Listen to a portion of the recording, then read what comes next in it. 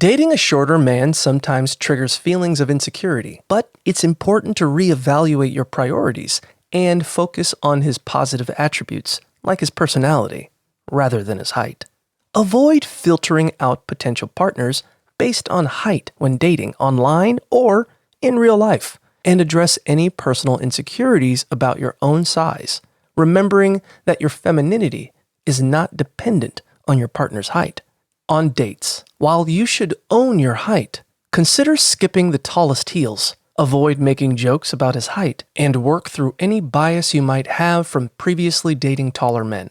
By focusing on his character, appreciating the ease of physical connection, like kissing, recognizing potential benefits, like sharing housework, and observing happy couples with similar dynamics, you can overcome external pressures and decide to confidently embrace the relationship.